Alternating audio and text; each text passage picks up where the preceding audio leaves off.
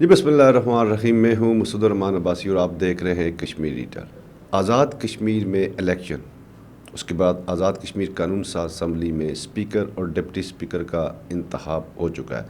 आज़ाद कश्मीर भर में सियासी सरगर्मियाँ अरूज पर हैं। हर हल्का इंतखाब से जीतने वाले उम्मीदवार अपने जो हल्का अहबाब और दीगर सियासी कारकुनों के साथ आज़ाद कश्मीर कानून साज असम्बली के बाहर, अंदर और मुजफ्फराबाद शहर में मौजूद हैं। मुजफ्फराबाद शहर इस वक्त ऐसे लग रहा है जैसे कोई बड़ी दुनिया की तरफ से, बैनुल-अक़वामी दुनिया या पाकिस्तान भर से लोग सिर्फ सियाह की तरफ, सियाती मकामात की तरफ आए हुए, लेकिन ये सियाती मकामात नहीं बल्कि सियासी कारकुन मुजफ्फराबाद में मौजूद हैं, जिससे मुजफ्फराबाद और दारुल हुकूमत की जो रौनकें बहाल हो चुकी हैं। बहुत सारी ऐसी सियासी और समाजी बातें हैं जिस पर बात करने के लिए इस वक्त हमारे साथ मौजूद हैं सीनियर तज्ज़ियाकार फ़ुरकान गर्दई साहब। आइए इनसे पूछते हैं कि आज़ाद कश्मीर कानून साज असम्बली और जो एक सियासी मराइल थे एक हुकूमत बनाने के, वो अपने आखिरी मराइल में दाखिला। आज प्राइम मिनिस्टर का हलफ भी होने जा रहा है, दीगर सियासी सरगर्मियाँ भी जारी हैं। ये कैसे देख रहे हैं? फ़ुरकान गर्दी साहब, आपका बहुत शुक्रिया।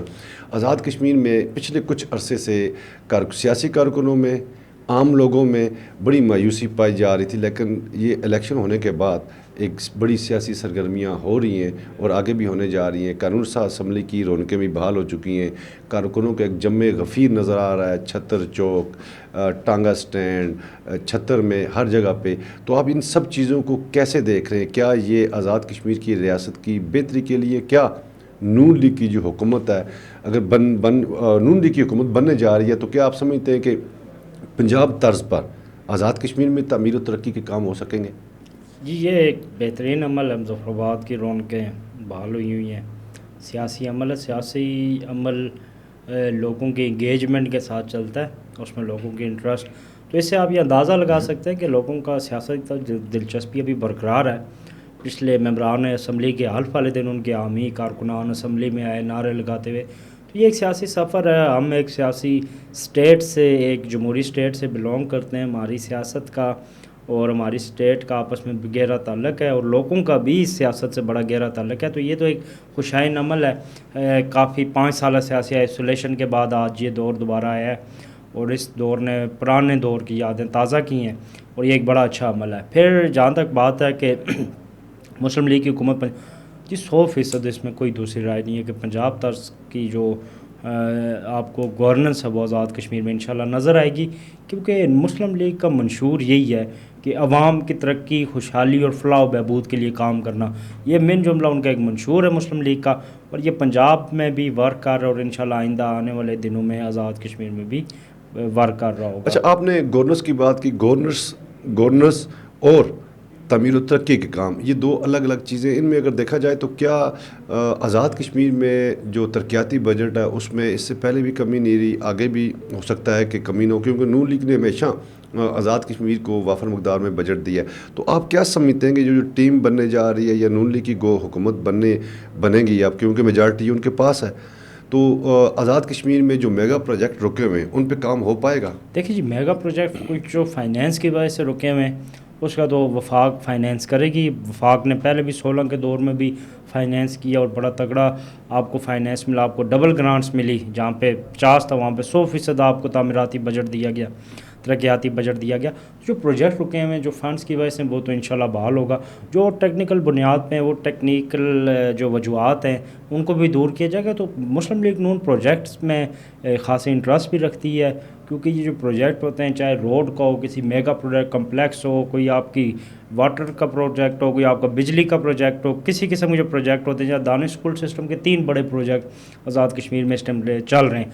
इस तरह के जो प्रोजेक्ट्स होते हैं उनके अंदर दिलचस्पी रखती है मुस्लिम लीग नून और इसका एक्सपीरियंस भी रखती है।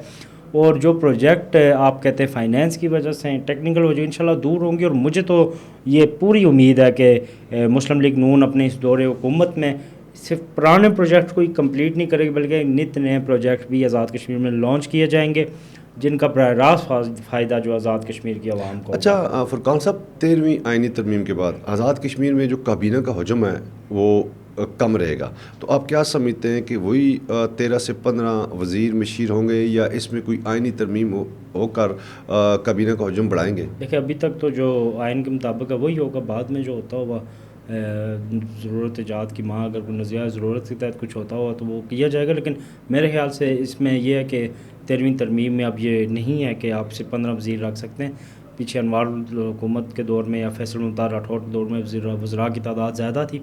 सिर्फ यह है कि महाजरीन की वज़ारतों के हवाले से फ़ैसला नहीं हो सका, और आप महाजरीन को वज़ारतें में हिस्सा देंगे नहीं, ये अहम है। बाकी मुस्लिम लीग ने वैसे भी नवाज शरीफ साहब ने कहीं किसी मीटिंग में कहा कि काबीना का जो हुजम है वो मुख्तसर रखना है। अच्छा, उसमें एक और बात है, आज़ाद कश्मीर के जो चंद आप देख सकते हैं पुलिस डिवीज़न है या उससे मुल्का जो इलाका जाते हैं, उनमें इस वक्त भी अभी तक इलेक्शन नहीं हुए, और एक सियासी जो जमूद है वो एज इट इज़ ये वहाँ पे आप क्या समझते हैं कि नून लीग की गवर्नमेंट आकर वहाँ के लोगों के जो अभी जो मुश्किलात में उनके वाले से कोई आगे इसकी राह निकालेंगे या ये सिस्टम ऐसे ही चलेगा? जो गवर्नमेंट आएगी वो सारे आज़ाद कश्मीर के लोगों की मुश्किलात हल करेगी, तो क्योंकि पोस्ट इवन पेयरिटी पे है और वहाँ पे इलेक्शन का एक अमल होना है। उसके अलावा जो भी वहाँ पे देखें, गवर्नमेंट का काम होता है कि वो एक मांग की तरह बच्चे के ऊपर दस्ते शफकत रखे। गवर्नमेंट का लोगों से अपनाइयत हो गवर्नमेंट की, तो गवर्नमेंट अपना फ़र्ज़ पूरा करेगी इंशाल्लाह। और इंशाल्लाह मुझे उम्मीद है कि पुंछ में इलेक्शन भी करवाए जाएंगे और पुंछ को पेयरिटी पे रख के, क्योंकि सिर्फ पुंछ नहीं, मेन जुमला पूरा आज़ाद कश्मीर होना चाहिए, लेकिन अगर वहाँ के जहाँ पे तहफ़्फ़ुज़ात ज़्यादा है वहाँ के तहफ़्फ़ुज़ात दूर किए जाएंगे। आज़ाद कश्मीर कानून साज असम्बली में आप भी एक काफ़ी अरसे से तलबा यूनियन में सियासत भी करते रहे, उसके बाद भी आप सियासी लोगों से आपका उठना बैठना भी है। 17 लोग नए चेहरे आए हैं, पुराने चेहरे शिकस्त हुई या किसी ने इलेक्शन नहीं लड़ा, तो आपके जहन में क्या है, ये जो बार बार सारे लोग कह रहे थे कि नए चेहरे आने चाहिए कानून साज असम्बली में, ये जो नए चेहरे आए हैं आप समझते हैं कि ये कुछ डिलीवर कर पाएंगे? नए चेहरे नई सोच के साथ, नए विजन के साथ असम्बली में आए, और ये एजाज़ मुस्लिम लीग नून का है कि सबसे ज़्यादा नए चेहरे और नौजवानों को लाने में मुस्लिम लीग नून का किरदार है। आप कोर्ट लिस्ट देखें, याद साहब देखें, बाकी भी जो टिकट थे हमारे, जो 2 उम्मीदवार, जो एक तो सीट हमारे साथ उस पर ज़्यादती की गई हवेली की, और एक जो कोटली की फ़ातिह महमूद कियानी साहब थे, फिर चौधरी एस मोहसिन अज़ीज़ साहब थे। तो इस तरह के मुस्लिम लीग नून को ये एजाज़ है कि इस दफ़ा सबसे ज़्यादा टिकट उन नौजवानों को दिए, और सबसे ज़्यादा नए चेहरे असम्बली में, नए विजन, नए सोच, नए किरदार के साथ जो असम्बली में आए वो मुस्लिम लीग नून के एमएलएज आएँ। तो यकीनन जब एक नई सोच, एक जदीद सोच और एक जो नौजवान नस्ल की सोच है वो जब असम्बली में मौजूद हो, फिर जो ख़वातीन पे हमने लाए, कोई पीएचडी है, कोई सियासी कारकुन है, तो वो आपको यकीनन आप इससे उम्मीद रख सकते हैं कि वो आपके निज़ाम में तब्दीली के लिए अपना मौसर किरदार अदा करेंगे। ख़वातीन की बात की, उससे बात निकल आई, मरियम ज़मान कश्मीरी जो हैं, मरियम अदरीस हैं, बड़ी दोनों सियासी कारकुन हैं, उनकी भी बड़ी एक रियासत थी सियासत में। नून लीग ने इनको लाकर पीपल्स पार्टी का जो एक इससे पहले सिस्टम चल रहा था सिफारिश की बुनियादों पे या दूसरा लोगों को आगे लाना, उसका तोड़ निकाला है। देखिए मरियम ज़मान कश्मीरी जो हैं उनकी कोई इस तरह की सिफारिश नहीं थी, सिर्फ वो एक वुमेन विंग की सदर थी और नून लीग के काम कर रही थी। मरियम अदरीस भी ऐसी।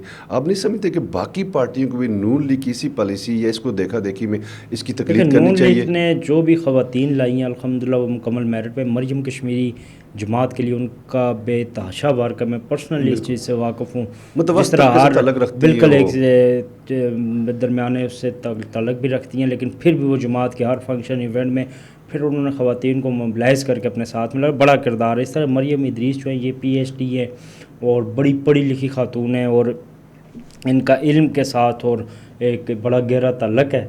और फिर जो सैरिश कमर हैं वो भी बड़ी अच्छी, वो पहले भी पार्लियामेंट में रही हैं। तो मतलब नून लीग ने तो कंप्लीट मेरिट के ऊपर बड़ा अच्छा दुरुस्त फैसला किया। पीपल पार्टी ने भी जो फैसला किया होगा वो उनके अपना उसका मेरिट अलग होता है, उनका कोई अपना मेरिट होगा। लेकिन ये है कि जब आपने ख़वातीन को नुमाइंदगी देनी है तो सिर्फ इसको कोटा नहीं पूरा करना, बल्कि हकीकी ख़वातीन जो ख़वातीन की नुमाइंदगी का वहाँ पे हक़ अदा कर सकें, आप उन्हें लाएँ असम्बली। आज़ाद कश्मीर कानून साज असम्बली में मेजॉरिटी में इस वक्त नून लीग है, नून लीग के मद्दे मुकाबले हमेशा से पाकिस्तान पीपल्स पार्टी रही है। इस वक्त पाकिस्तान पीपल्स पार्टी भी एक दूसरी बड़ी सियासी जमात के तौर पर ईवान में मौजूद है। आप नहीं समझते कि नून लीग को एक बड़ी टफ अपोजिशन का सामना भी है? ये अपोजिशन होनी टफ चाहिए। अगर नहीं, इससे गवर्नमेंट ने पहले सही तो- वर्क करना है तो अपोजिशन टफ होनी चाहिए। तो आप क्या समझते हैं, पीपल्स पार्टी जो आज़ाद कश्मीर में तरक्याती काम होंगे या आज़ाद कश्मीर की कानून साज असम्बली में कानून साजी होगी, उसमें नून लीग के लिए मुश्किलात नहीं कोई खड़ी मुश्किलात करेगी? नहीं, कोई हमने कोई गैर कानूनी काम तो करना नहीं, हमें मुश्किलात का सामना करना पड़े। मुश्किलात का मसला तो उन्हें होता है जो कोई गैर कानूनी या मावरा या आइन जाना चाहते हो। तो एक टफ अपोजिशन गवर्नमेंट के लिए भी अच्छी है, असम्बली के लिए भी अच्छी है, रियासत के लिए भी अच्छी है। बहुत शुक्रिया फ़ुरकान गर्दी साहब। नाज़रीन, ये थे सीनियर तजज़ियाकार फ़ुरकान गर्दी साहब। इनका भी कहना था कि आज़ाद कश्मीर में नून लीग की हुकूमत बनने जा रही है, क्योंकि जो मेजॉरिटी है वो कानून साज असम्बली में मुस्लिम लीग नून के पास है, और आज़ाद कश्मीर के तरक्याती काम भी नून लीग के दौर में ही होंगे। मसूद रहमान को अगले प्रोग्राम तक दीजिए इजाज़त। अल्लाह ताला आपका हामी नासर।